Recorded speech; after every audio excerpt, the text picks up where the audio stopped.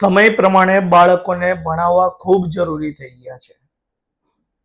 દરેક મા બાપની એક જ ચિંતા હોય છે કે બાળકને સારામાં સારી સ્કૂલ અને ટ્યુશનમાં મૂક્યા પછી અને જરૂરિયાતની દરેક ચીજ વસ્તુઓ લઈ આપ્યા પછી પણ સંતોષકારક રિઝલ્ટ નથી મળતું.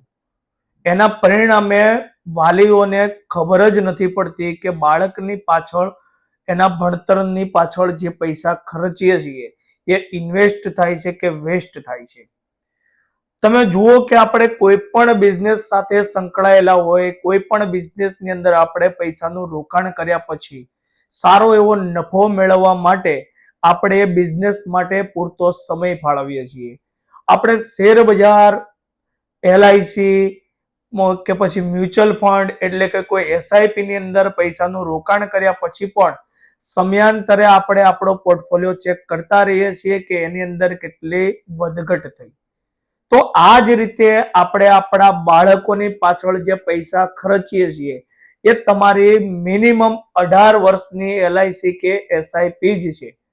જુનિયર કેજી, સિનિયર કેજી, બાલવાટિકા, ધોરણ 1 થી 12 અને કોલેજના મિનિમમ 3 વર્ષ એમ કરીને કુલ 18 વર્ષ સુધી આપણે સ્કૂલ અને ટ્યુશન કે કોલેજના નામે ફી ભરીને એનું પ્રીમિયમ આપણે ભરતા રહીએ છીએ.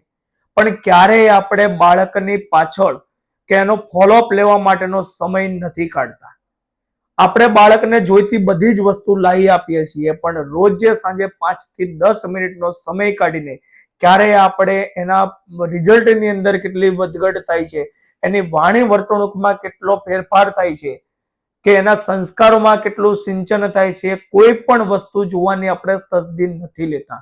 એટલા માટે જ આપણને સંતોષકારક રિઝલ્ટ નથી મળતું. આપણે બાળકને ફી ભરી દઈએ છીએ, જરૂરી બધી જ વસ્તુ લાવી આપ્યા પછી પણ આપણને સંતોષકારક રિઝલ્ટ નથી મળતું. એનું સૌથી મોટું કારણ છે કે આપણે બાળકને સમય નથી ફાળવતા. રોજે 5 થી 10 મિનિટનો સમય કાઢીને તમે તમારા બાળકનો ફોલોઅપ લેવાનું શરૂ કરશો તો તમે જે 18 વર્ષ સુધી જે પૈસા ખર્ચો છો એનું પૂરું વળતર તમને મળશે. મતલબ કે તમે જે પૈસા ખર્ચ્યા છે એ તમારા ટોટલ ઇન્વેસ્ટ છે, નહીં તો જેટલા પણ રૂપિયા ખર્ચો છો એ બધા જ વેસ્ટ છે.